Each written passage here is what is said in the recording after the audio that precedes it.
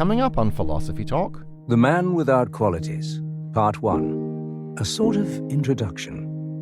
Robert Musil and Life as an Experiment. Chapter 1, from which, remarkably enough, nothing develops. Musil was an Austrian novelist, famous for The Man Without Qualities. You're a man without qualities if you don't take your qualities too seriously, if you don't think that your qualities define you.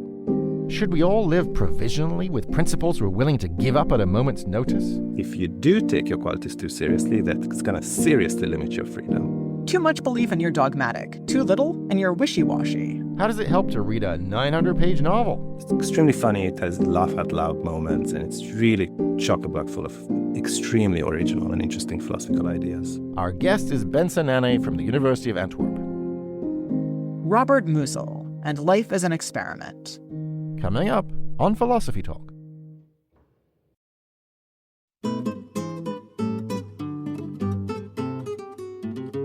What would it mean to live without fixed principles? Do your qualities make you who you are? How can you prevent the triumph of evil if you won't pick a side? Welcome to Philosophy Talk, the program that questions everything. Accept your intelligence. I'm Ray Briggs. And I'm Josh Landy. We're coming to you via the studios of KALW San Francisco Bay Area. Continuing conversations that begin at Philosopher's Corner on the Stanford campus, where Josh teaches philosophy. And at the University of Chicago, where Ray teaches philosophy. Today, we're thinking about Robert Musil and Life as an Experiment. Musil was an amazing Austrian novelist writing in the 1920s and 30s, most famous for a book called The Man Without Qualities. And Ray, this is hands down one of the greatest novels I've ever read, and also one of the most philosophical. Yeah, in that book, the characters are running around planning this big anniversary celebration for the German Kaiser and the Austrian Emperor. But the novel takes place in 1913. So by the time the anniversary rolls around, World War I is already going to be underway. So the whole thing is pointless. Yeah, that's right. And it makes the novel hilariously funny. Plus, we also get to spend time with a fascinating character called Ulrich, who has tons to say about reason, value, and the self. Yeah, he doesn't believe in any of those things. He thinks reason is reductive, values keep changing, and the unified self is an illusion. I mean, these are cool and exciting thoughts and everything, but surely it's no way to live. Why not? Well, if you don't believe in reason, presumably you're just going to act at random, which will probably lead to you doing things you regret. And if you don't believe in stable values, what's to stop you from becoming a murderer? Oh, come on, Josh. Musil isn't writing a treatise. He's writing a novel. And so he's constantly raising questions rather than giving you answers. But here's my answer. You can just decide not to murder people. And that's probably even a good thing to do. Maybe it would be better if you chose virtue for yourself rather than just following somebody else's rules. But what are you going to decide with if you don't have any principles and you don't believe in reason? Oh, come on, Josh. It's not like reason is going to help you anyway. It's not going to stop you from committing murder. Musil writes, the scientific mind sees kindness only as a special form of egotism. So if we're thinking purely rationally, nothing is good or bad. It's all just economics and statistics. Well, if that's true, I'm going to need my principles more than ever. I mean, they're what's going to make sure that I treat other people with kindness and respect rather than, running them over with my Cybertruck. You just borrowed those principles from your culture. Well, so what? Maybe my culture's right. Child labor bad, sharing ice cream good. Yeah, what makes you so sure that you have it all right and other cultures have it all wrong? Musil says, in the long run, mankind revokes everything it has done to replace it with something else. What it used to regard as a crime, it regards as a virtue, and vice versa. So, like a few hundred years ago, it was good to send your kids down to the mines to labor. In another few hundred years, maybe kids will be mining minerals on Mars. How can you possibly trust your culture to know the enduring moral truths? All right, Smarty Pants, what's your solution? If I can't trust my culture and reason doesn't reliably tell me what to do, how should I live? Well, why don't you just try things out? In the novel, Ulrich talks about living life as an experiment for trying out the best ways of being a human being and discovering new ones. You're not just following society's rhythm, and you're not even dancing to the beat of your own drum. You don't even have a drum. Exactly. You're not doing your own thing. You're not doing society's thing, but you're looking around to see what hasn't been tried so far. And when you spot a gap, you say, Ooh, I'll do that. It's never been done. I mean, that's thrilling and everything, but isn't it a bit risky? I mean, if we're all just wondering about trying new things, how will we join forces to defeat evil? It's really important to pick a side. Life isn't just about picking a side. There are other ways to help humanity, including opening up some new experience of life. Succeed or fail, you'll have given the rest of us an interesting example to either follow or avoid. Sounds like an absolute nightmare. Well, maybe our guest will convince you otherwise. It's Bence Nanay from the University of Antwerp, who's got a book coming out on Musil. In the meantime, we sent our roving philosophical reporter, Holly J. McDeed, to hear from people musing about uncertainty the Robert Musil way. She files this report. Unpredictability and uncertainty are scary for a lot of people. Every metaphorical button we press or decision we make could set off a chain reaction we can't anticipate. That's why in the TV show The Rehearsal, the protagonist, Nathan Fielder, helps people rehearse tough moments over and over again. If you plan for every variable, a happy outcome doesn't have to be left to chance. For example, in one episode, a trivia enthusiast plans to tell his friend he lied about having a master's degree, so Nathan hires an actor to play the friend and builds a full-scale replica of the bar for the confession. Oh my gosh. This spice rack, it's the exact spices they have, the garlic, the basil. To ensure nothing goes wrong, Nathan hires actors to discreetly share the answers to trivia questions. Building's looking pretty tall. It is tall, but it's not the tallest building in the world. That would be the Burj Khalifa in Dubai. The Rehearsal is an elaborate scheme to control every outcome, but maybe leaving events to chance doesn't have to be so agonizing. Unlike The Rehearsal, Robert Musil's novel, The Man Without Qualities, shows how uncertainty can actually open up a whole universe of possibility. If life isn't set in stone, we can revise it along the way. Anyone possessing it does not say, for instance, here this or that has happened, will happen, must happen. He uses his imagination and says, here such and such might, should, or ought to happen. And if he is told that something is the way it is, then he thinks, well, it could probably just as easily be some other way. It was just this exceptional book about not being sure about anything. When Sophie Atkinson started reading The Man Without Qualities, she was on the cusp of 30 and also not feeling particularly sure about anything. She was living in Germany, unsure about returning to Britain, and also unsure about her relationship and her job. Then she met Ulrich, the protagonist in The Man Without Qualities, a man not defined by his character or anything really. In his previous lives, he had been a soldier, an engineer, a mathematician, fields that sort of reward precision and certainty. And despite all of that, throughout the book, he makes a real virtue out of uncertainty and is really emphatic about questioning yourself being a mark of, intellectual strength. No matter how much we try to control it, the world actually is uncertain and chaotic and fluid. Sophie wrote about the experience reading the novel in an essay for Austria magazine titled, I'm Certain About the Man Without Qualities. At one point, she even tried reading a version of the text with only adjectives and adverbs. It's called The Qualities Without Man. When you actually read all of these adjectives in a row, you get a sense of the novel as something that's infinitely soft or gauzy, and that there's almost no firm ground. The Man Without Qualities also shows us how our jobs don't have to define who we are. Job titles can change, and we're still mysteriously the same people. But in fields like the arts or theater, it can be difficult for who we are not to be defined by our occupation. It is like a capitalist, intentional loop that keeps us prioritizing our jobs as our primary identifiers. That's Sarah Augusta. Ever since elementary school, she was a theater kid. As an adult, theater became her professional identity. But over time, she burned out. We were always working second jobs. We were always juggling, and I got really sick, and I was like, I gotta pull the plug. Leaving that job was both really hard and liberating. The exit opened up options and possibilities. It was like a kind of an explosion where it felt like I don't have to do any of this. I can be free. Sarah later pivoted to a job in public radio. After taking a buyout, she's now starting a bookstore, the perfect setting for people looking to explore endless possibilities. If I had to pick a second identity as a kid, as myself, it would be as a reader. It would just be like a love of books. Robert Musil says good librarians must never read anything more than the title and table of contents. He says a lot of funny things. And this idea of not having qualities is a funny one too. Refusing to commit to any fixed identity can make it difficult to act at all. Like for Sophie Atkinson, she realized she had to start making decisions eventually. So I broke up with my boyfriend. I decided to move back to my hometown in the UK. And I decided to be a full-time journalist. But she also didn't have to stick to that decision forever. Now she's working on a novel about work. It feels a bit like driving at night along a country lane and you kind of can't see much further than the headlights, but you just keep going.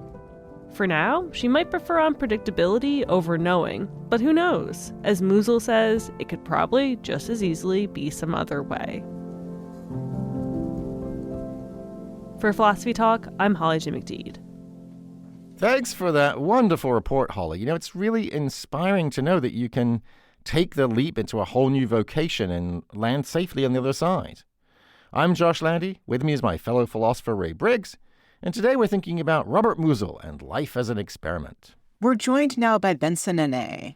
He's a professor of philosophy at the University of Antwerp and author of several books on psychology and aesthetics. But he's also author of a forthcoming book, Philosophy Without Qualities, Robert Musil, the Thinker. Bence, welcome to Philosophy Talk. It's great to be here. Thanks for having me on. So, Bence, you and I are big fans of The Man Without Qualities. What is it in that novel that appeals to you? Well, one of the many annoying things about being a philosopher is that if you go to parties and stuff, they're going to ask you, so who's your favorite philosopher? And for a long time now, I've always said, well, I have two favorite philosophers, Marcel Proust and Robert Musil. Part of the reason why I said this is just to be, obnoxious. But it's also because it's true. I really think that I learned more about philosophy from these two writers, novelists, than from any other philosophers. And I will also say that if you just compare these two, then with apologies to Josh, Musil is just by far the more fun to read. It has laugh-out-loud moments, it has extremely colorful characters, and it's really chock-a-block full of extremely original and interesting philosophical ideas. So we talked a little bit about Musil's most famous novel, The Man Without Qualities. What does that mean, the man without qualities? Well, on the face of it, it's just nonsense, right? It says a man without quality. The man without quality in this novel is this guy called Ulrich, who is the main character, and whom his friend calls the man without qualities, who blatantly has a lot of qualities. He's 32 years old, he's independently wealthy, he's sporty, he's a bit of a womanizer, he likes to make fun of people, and so on. These are all qualities, right? So how in the hell is he a man without qualities? The novel does a lot of very weird kind of philosophical musings about what this might mean. And what I think Musil means by this is that you're a man without qualities if you don't take your qualities too seriously, if you don't think that your qualities define you. Ulrich is a mathematician, but he doesn't take his being a mathematician to define him. That does not sum up who he is. So why shouldn't I take my qualities too seriously, if indeed I shouldn't? Well, I think the main reason for this is because if you do take your qualities too seriously, that's going to seriously limit your freedom. And freedom is very important for Musil. Okay, but couldn't somebody say that there are two different kinds of freedom at play here, right? So one is a kind of freedom where nothing is constraining you, even your own qualities, right? And that's the one that you're referring to. But somebody else might say, I want the freedom to do what I want, to live out my values, right? A more of a kind of autonomy picture of freedom. Why would I feel that that's restrictive if I'm doing the things that I care about? If let's say I care about justice and I go out and I try to, increase the amount of justice in the world, why is that limiting my freedom? The main reason for this, for why Musil feels that kind of freedom limiting, is because he takes something very seriously that you, Josh, for people, as the Proust scholar should know, and he takes it very seriously that the self changes all the time. So if I came up with ironclad principles 5 years ago about how I should live my life, that is going to limit my freedom now, because the self that made up those principles is different from the self that I have now. You're listening to Philosophy Talk. Today we're thinking about Robert Musil and life as an experiment with Bence Nanay from the University of Antwerp. Have you ever changed your core values? Are you frustrated when the people around you change their minds? Do you ever try things out just to see what'll happen? Experiments with experience, along with your comments and questions when Philosophy Talk continues.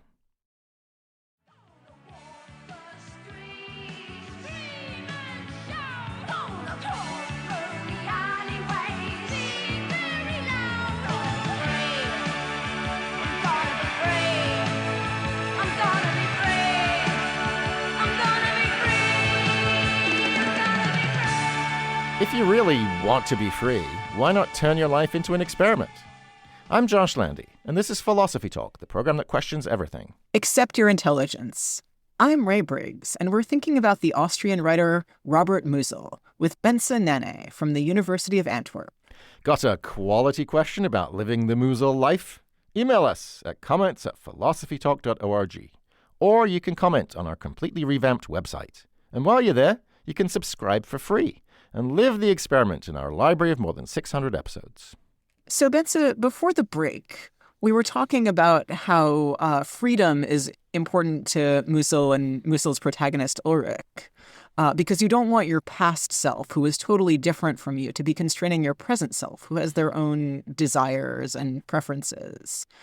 But a lot of other philosophers have thought that there's something useful about being able to constrain yourself. Because what if your present self has desires and preferences that are foolish? Like, what if you think, oh, I'd like to do a lot of drugs right now because that sounds fun, but you'd really regret it later? Isn't there some value to constraint? There is, and Musil is very clear about this, and he has a lot of very long-winded little kind of musings about how you need both freedom and constraint. I should emphasize that this is not a philosophical treatise. It's not systematic philosophy. It's a novel. So you don't get, premise, conclusion kind of structure. You get characters who live their lives in certain ways, and most of them live their lives in ways that are just terrible. They're really not fun. So if Musil is teaching us anything, he's teaching us by example. And when I say by example, I mean by negative example, by examples not to follow. So are all the characters, there's many characters in this incredible novel, as you say, many of them extremely colorful, not least the protagonist, Ulrich, very charismatic, charming, brilliant. There's a general, Stumm, who decides to conquer the library, and all kinds of other fascinating characters. One who seems particularly relevant to our current conversation is Moosbrugger, who is a serial killer, and he sort of pops up every now and again. He seems, at least to my mind, to be a living, breathing counterexample to the thought that, well, just sort of try things out or try something that hasn't been done. So would that count in that sort of realm that you're talking about? Another negative example, another kind of challenge for us in case we get too excited and too carried away by Ulrich's charisma. Watch out. If you just kind of let yourself drift and do whatever you feel like, you might end up like that. I think that's exactly right. So many of the characters of the novel, they are really kind of negative examples of what happens if you take yourself too seriously. If you identify with your being an aristocrat, so there's an aristocrat character who's just really taking his aristocratic nature very seriously. What happens if you take your romanticism too seriously, your nationalistic romanticism or any other kind of romanticism? That's not fun either. But there's this one character who you drew our attention to, who's a mass murderer of very humble origins called Moosbrugger, who in some ways very different from anyone else in the novel. And he shows up in every 10 chapters or so without much explanation. It's a little bewildering why we have him. None of the other characters of the novel have ever met him. And suddenly we get this very, very close descriptions of what Moosbrugger is doing. And I think that the reason why he's there is to provide this kind of counterbalance. If we move away from this not taking your qualities very seriously, If you move too far, you're going to end up in the kind of Moosbrugger end of the spectrum. So we are shown one bad option with all these people who take themselves too seriously. But we show another bad option. Is what's happening if we don't do that. So again, what Musil is doing is to show us two bad options, and then we can make up our minds how to navigate between those two. So yeah, I want to ask about like another of the bad options, or maybe a version of one of these bad options, which is the character Clarissa, who is obsessed with Moosbrugger, and thinks that he's like the height of romanticism, and also like cannot manage to hold her own life together or stay faithful to her husband. Is she an example of like what it is to take your principles seriously but not be able to apply them, or to take your principles seriously but have the wrong principles? How should I understand what's going on with her?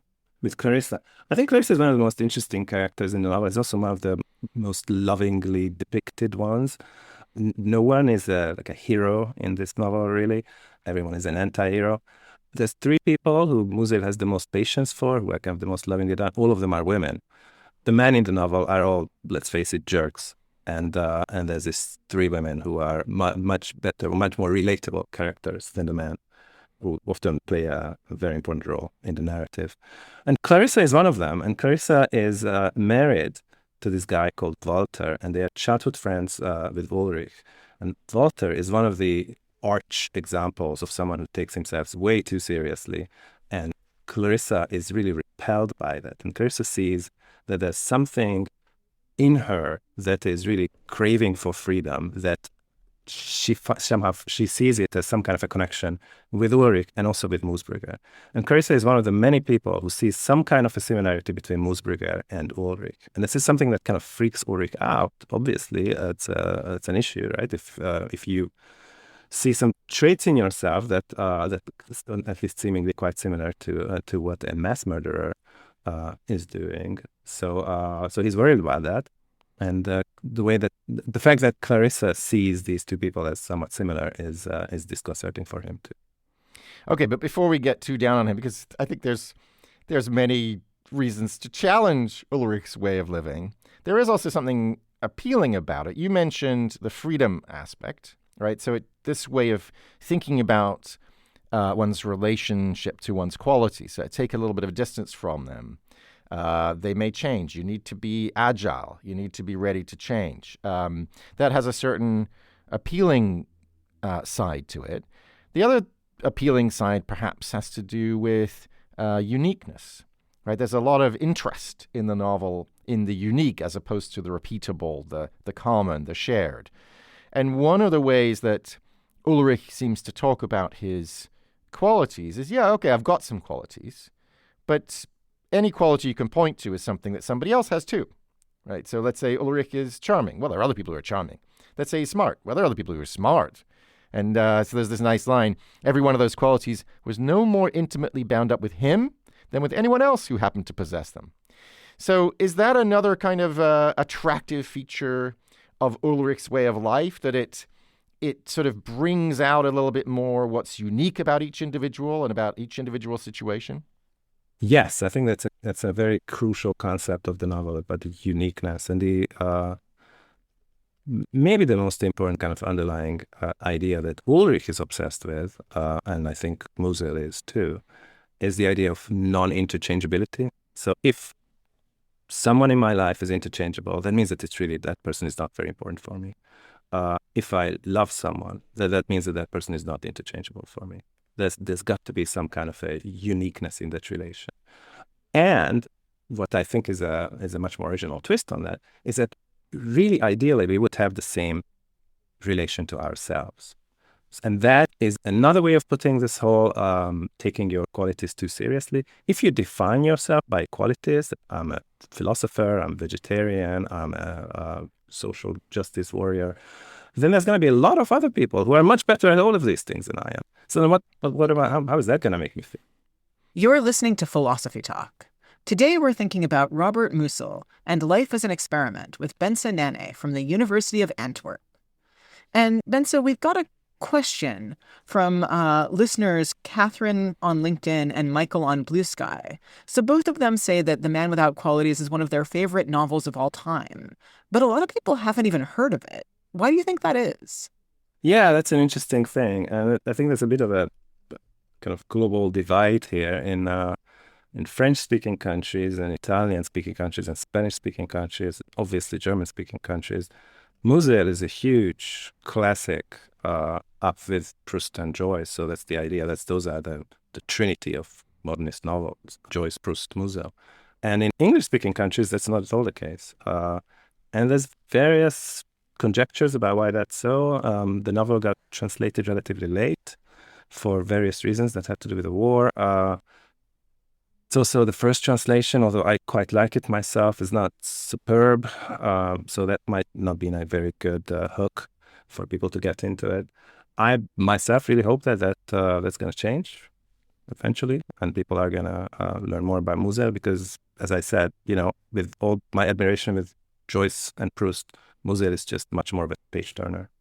Can I come back a little bit to something we were talking about right at the beginning, reason? So there's an awful lot of skepticism in this wonderful novel, although qualified by skepticism about the skepticism. There's no self for you to be, there's no values to live by, and there's no reason to help you, right? So can we pick up on the reason part? Ray and I were talking earlier about how in the novel, it's not that reason is completely dismissed and so on. Obviously, people are debating all the time and arguing and making logical chains of reasoning and so on.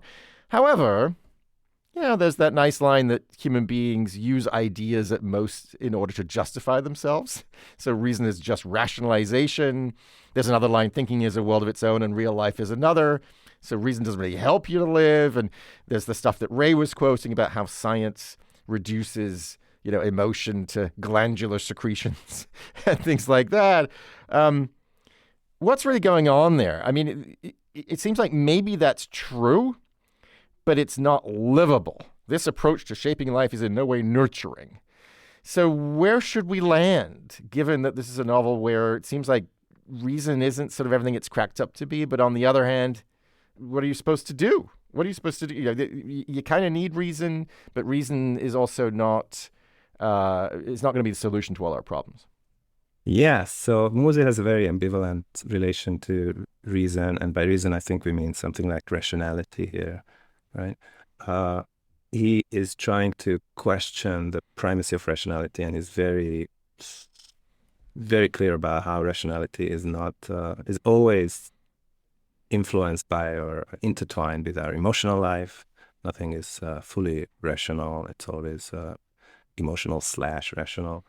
But at that time, we're talking about first half of the 20th century. That was not such a novel move. I mean, the whole movement of Romanticism that very much rejected rationality and as a guiding ideal.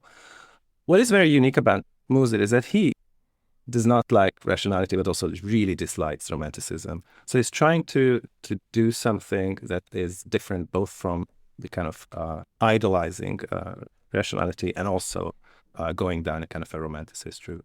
You can see a pattern here, right? And he's not very good at giving positive routes to take, but very good at kind of showing us what's not good. Yeah, this is terrible, and the opposite's terrible too. Exactly. So in this regard, I'm wondering about a couple of things. Because the novel talks about metaphor, and talks about metaphor. A metaphor, according to the novel, combines truth and feeling.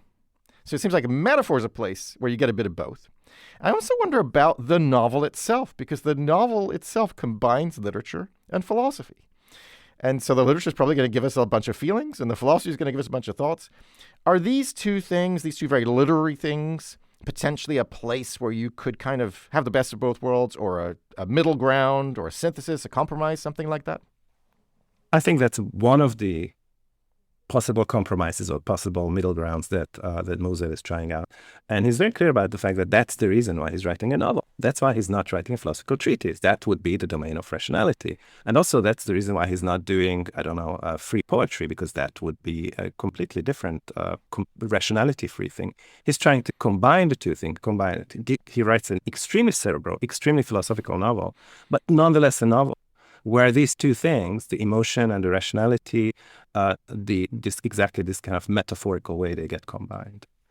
I think one reason that it doesn't feel quite fair to criticize him for not coming to a grand conclusion is because he didn't finish this novel, actually. How much do we know about like what he would have done with it if he had had the chance to finish it? Yeah, we know a fair amount because there's a giant Musil scholarship, and he left behind literally tens of thousands of pages of notes that people are looking through, and you can as well because it's all online, so that's kind of fun. He did not finish the novel, and the general consensus in Musil scholarship is that he could not have. That's just not something that he could have done. One thing that she's mentioned at the very beginning, actually, Ray, is that the novel is set in 1913. And he thought about various ways of finishing it. In one of them, Ulrich enlists in the Austrian army and goes to wage a war. And another one, I don't know, he kills himself and so on. But what's interesting is that in some sense, there's no need to finish the novel because you, the reader, know exactly what's going to happen in a year because it's going to be in 1914, which is when the First World War starts. And that's another area where it seems like the novel is potentially putting Ulrich's way of living in question, right? Because on the one hand, you might think, well, there's something very charming about the way he's living. It's very free. It's very attentive to the particular. He's not causing any harm because he's not doing very much. But on the other hand, you might think, well, geez, to borrow a phrase from Broch, everyone's sleepwalking into catastrophe. Right. And if you're not actually using your reason and forming principles and acting out those principles, you might just get a world war. So is the fact that the war is around the corner potentially, is that something that should be in the back of our minds and make us worry about the way Ulrich is living his life? Maybe. I think it should make us worry about the main target of Musil, namely taking your principles or your qualities too seriously, because that's, arguably that's the reason why the First World War broke out, and definitely the Second World War. Maybe this is an important place to mention that there's a very funny but at the same time extremely scary criticism of the Nazi movement in the novel, which was very new at that time. He wrote these things in the 1920s. That was not as strong as they later became. And how that's all rooted in romanticism and this kind of taking your qualities too seriously attitude. You're listening to Philosophy Talk. Today we're thinking about the Austrian writer Robert Musil with Bence Nanay from the University of Antwerp. Do you ever get frustrated that you can't predict how things will turn out? How do you know what to plan for? Is it possible to just go with the flow? Floating from frustration to freedom. Plus, commentary from Ian Scholes, the 60-second philosopher, when Philosophy Talk continues.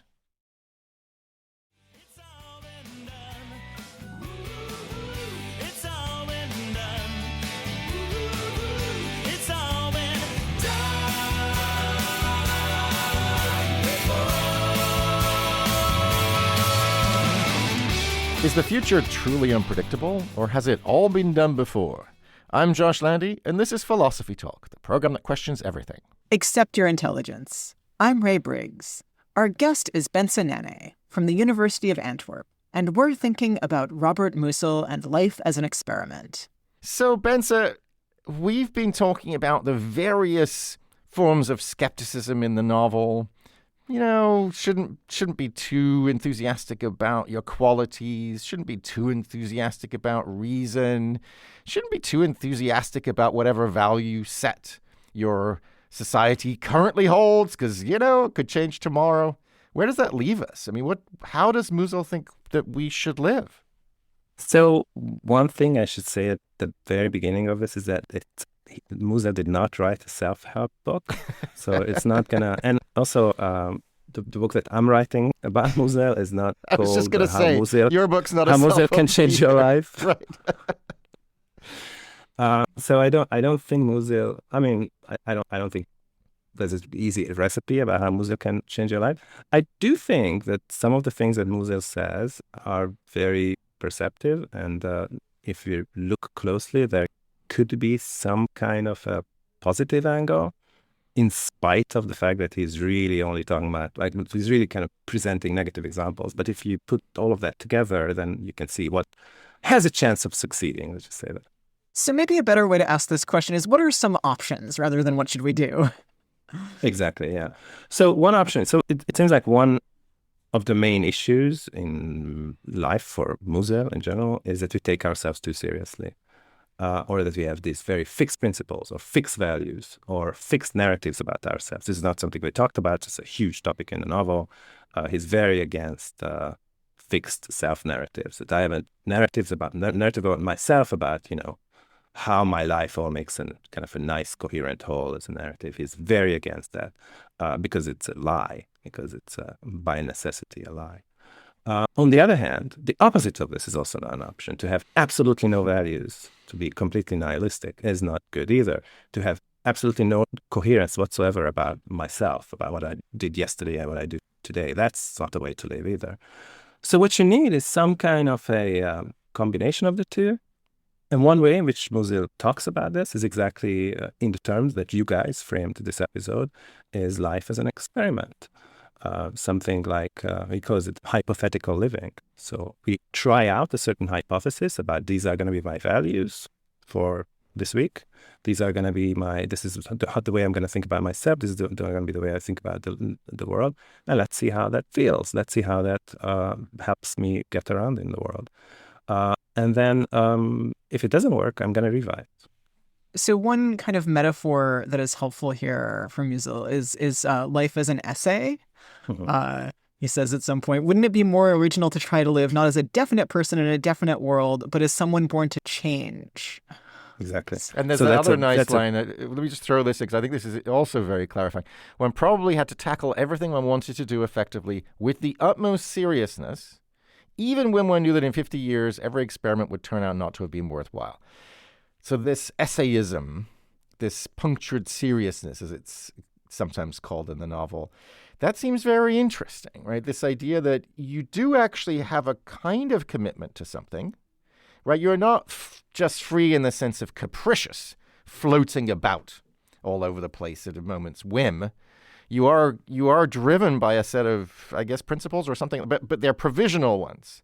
They're ones you're willing to surrender if things go awry or you change your mind, something like that. Does that seem about right? That seems exactly right. And that maybe this is a good place to bring in that Musil started out as a scientist. He did a philosophy degree in a PhD. He got a job offer for an assistant professor job in Meinungs's department. So he had a full philosophical career, but he was also which he gave up to write novels, but he also had very strong scientific credentials. And I think the reason why he liked science is because that's exactly the way science works. You take a certain value, certain hypotheses extremely seriously, as long as they work. But if they don't work, you just ditch them and you get some new ones. So it does not mean that you somehow live your life in a half-hearted way. You live your life to the full, but not in a rigid or inflexible way. Maybe this is actually a difference between Musil and Ulrich, who is kind of a rich ne'er-do-well, who I don't think anybody would describe as a serious scientist. Right. Maybe a reason not to think of Ulrich as a mouthpiece for the author here. There's a difference between Musil and Ulrich, and that's similar in the literature. There's almost as much discussion about this as the difference between Proust and the narrator of the Proust novel. So they're definitely not the same people. And maybe this is also a good time to mention that that's not the only book, not the only writing that Musil has done. He's written other shorter pieces. He's written a lot of essays that he was actually proudly calling them essays, and they are kind of essays in the sense that we just talked about before, where he gives philosophical arguments about certain things. So it's not all what Musil thinks is not to be identified with what Ulrich thinks. So it's very important. That makes sense. Before we move on to other potential candidates for, less awful ways of life, I want to get to something that I find kind of delightful in the notion of this scientific hypothesis way of living, this essayistic way of living, which is the armed truce of ideas. So there's this lovely line that the protagonist has, Ulrich. I don't know if he's speaking for Musil or not here, but he says that we can't live without ideas, but we have to aim at an equilibrium among them, a balance of power, an armed truce of ideas so that none of the contending parties could get too much done, which I love. And it sort of reminds me of the way that some people talk about the founding of the United States, where there's these checks and balances that are designed to make sure that nothing much gets done, right? That nothing too radical happens. What do you think? Is that something sort of promising, or is it sort of limiting? Because after all, we do want to get some things done. I think that's a very good analogy to think about the checks and balances. What Musil has a big problem with is the grand ideas, right? Ideas that are so grand that it's really unclear what they're really about, or the opposite could also be true. So he's all for kind of small ideas, but that doesn't mean that he does not want any ideas, right? He's an extremely intelligent and intellectual and very cerebral person. He lives on ideas, but when ideas get too big or too grand, that's where things get all messed up. Bence, I want to ask about the state that Musil calls the other condition and how it relates to sort of big and small ideas. So the other condition is something that, whereas the ordinary self masters the world, in the other condition, the world flows into the self or mingles with it or bears it. What does that mean? Yeah, that's a very mysterious concept. So the way I understand the other condition is that it's really Musil's way of talking about something like an aesthetic experience, which is a very different way of experiencing the world. Is our usual way of, rushing through traffic, where we are a little more detached from what we're observing, but at the same time, we don't kind of experience the world as this kind of hostile thing that stands against us, but there's this more comfortable relation to the world. He uses a lot of water-based metaphors like ebbing and flowing, and then the boundary between the world and the self disappears. And I'm sure that we can, or at least some of us can relate to this way of perceiving the world that is kind of special, and it's a very positive feeling. So Musil is really interested in this. There's some essays of his from decades before the novel where he already talks about these ideas. And that is, I take that to be a different kind of alternative to all the bad options. Yeah, so that than the ones that we talked about. So there's something extremely appealing about this other way of living, this other condition, right? So forget about the foolish, excessive seriousness of the businessman. Forget about the excessive seriousness of these nations that are so serious they'll go to war. But forget even about Ulrich's, scientific, hypothetical living, his essayism, his punctured seriousness. And how about we go for the other condition? How about we try to put ourselves in the running for as many of these special moments as possible, as many of these moments of epiphany where we really get in touch with the uniqueness of every experience, of every flower, of every person that we meet. That seems extremely appealing. Is it? I mean, is that a way, do you think that's a way that Musil thinks that a human being could and should live? I think that is his most serious and most heartfelt attempt to carve out something positive. But I want to say that I don't think it's a completely different angle from everything else that we talked about before. So one way in which maybe the other condition makes some kind of sense is to think about it as some form of an openness to the world, that I let myself be open to whatever is happening in the world without any kind of prejudices, without having some kind of preconceptions of how I should see what I'm seeing. Let the world dictate what's going to happen, which is very similar to the general attitude of not taking my my values too seriously, or my properties too seriously, or my self-narrative too seriously. So I think it's all kind of connected. As in Musil, kind of everything is all connected together in some ways. Whether it's a feasible job to do that, is it? And in the very end of the volume, much of it is not published during Musil's life. It seems like there is some kind of an attempt to make this some kind of a permanent condition. Is that possible? Probably not. But that was also not your question. Your question was whether it's possible to somehow set up your life in a way that maximizes these moments, which is probably a feasible way to live.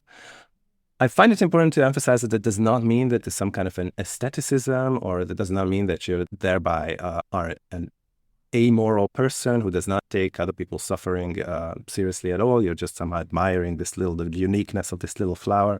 For Musil, the other condition is a deeply ethical state. That's kind of the pinnacle of ethics, is the other condition. So it's very much intertwined with ethics and with the other person. He thinks of love as a form of the other condition, for example. Well, Bence, I declare today's experiment a great success. That was an absolutely wonderful conversation. Thank you so much for joining us today. Thanks a lot for having me. It was glorious fun. Our guest has been Bence Nanay, professor of philosophy at the University of Antwerp and author of the forthcoming book, Philosophy Without Qualities, Robert Musil the Thinker. So, Ray, what are you thinking now? I'm thinking I want to read more things by Musil. There's a lot of The Man Without Qualities. The only other thing I've read is Young Turles, which is basically about isn't boys' school awful? And so I'm going to go read some of his essays, I think. They're really fantastic, and oh my God, is The Man Without Qualities hilarious and brilliant at the same time. We're going to put links to everything we've mentioned today on our website, which is completely revamped, but still at the same URL, philosophytalk.org. And while you're there, you can subscribe to our feed for free. Or you can support the program with a premium subscription and question everything in our library of more than 600 episodes. Now, a man whose lack of principles won't slow him down, it's Ian Scholes, the 60-second philosopher. Ian Scholes. So, the great unfinished novel, The Man Without Qualities, about the fall of the Austro-Hungarian Empire, is close to 1,500 pages long. If I ever finish the rock and roll novel resting in my sock drawer, it may well exceed that, because it will inevitably deal with the fall of this particular empire. But, even if I finish it, will there be anybody left to read it? And why would they read me? Maybe if I make it a survival manual. The Man Without Qualities centers around Ulrich, a former mathematician and soldier in 1918 Vienna. He's been enlisted, or tapped, as they say, to be on the Collateral Campaign, a planning commission for a huge celebration of the 70th year of Franz Josef's reign. The novel pays a lot of attention to this committee as they discuss how to capture the hearts and minds of the emperor's subjects as well as the people of the world. The committee has an industrialist, a conservative who can't make decisions, a grifter trying to figure out who to bribe, a general who wants to impose military values on the civilians, also various servants who serve as spies for their masters. It also delves into the citizens of the nation itself, who are Austrians, Hungarians, lickspittles to royals, louts, farmers, people whose dreams contradict each other, people who want to change, people who won't ever change. There's much space devoted to a man named Moosbrugger, who doesn't really appear in the novel, but is in the news. He's a notorious criminal on trial for murdering a prostitute. But he looks nice from the photographs. He's not a sex killer, though. So is he sane or not? How guilty is he? Are we all guilty? What does Moosbrugger tell us about us? Does he need to be factored into the Jubilee? He's part of the empire, isn't he? The novel gathers competing visions as to what exactly this Jubilee will deliver. What's the takeaway? Is this just a one-off, indoor, outdoor? How long do we book the orchestra for? You've heard of Twilight of the Gods. This was Twilight of the event planners.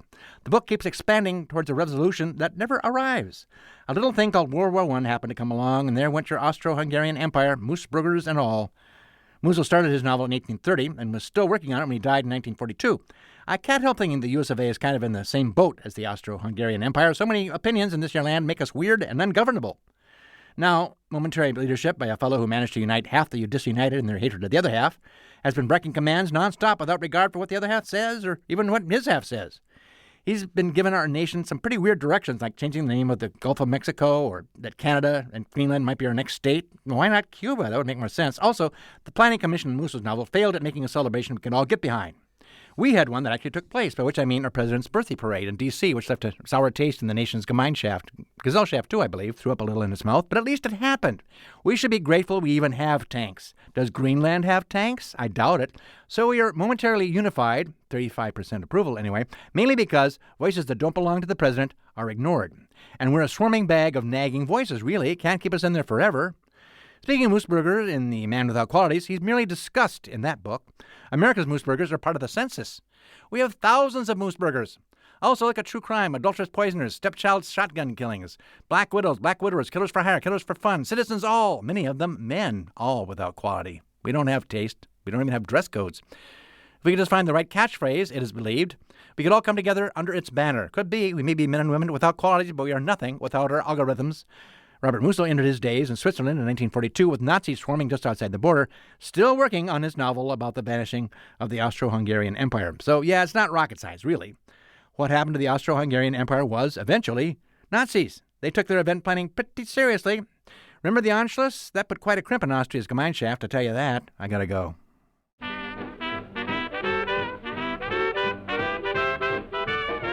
Philosophy Talk is a presentation of KALW San Francisco Bay Area and the trustees of Leland Stanford Junior University. Copyright 2025. Our executive producer is James Cass. The senior producer is Devin Strolovich. Laura McGuire is the Director of Research and Advancement. Thanks also to Merle Kessler, Angela Johnston, Karen Ajluni, Steve Choi, and Linda Fagan. Support for Philosophy Talk comes from various groups at Stanford University and from the members of KALW Local Public Radio San Francisco, where our program originates. The views expressed or misexpressed on this program do not necessarily represent the opinions of Stanford University or of our other funders. Not even when they're true and reasonable. The conversation continues on our website, philosophytalk.org, where you can become a subscriber and question everything in our library of more than 600 episodes. I'm Josh Landy. And I'm Ray Briggs. Thank you for listening. And thank you for thinking. Why did they call World War I World War I? It's quite pessimistic numbering, isn't it? Or did they just know it was the start of a franchise?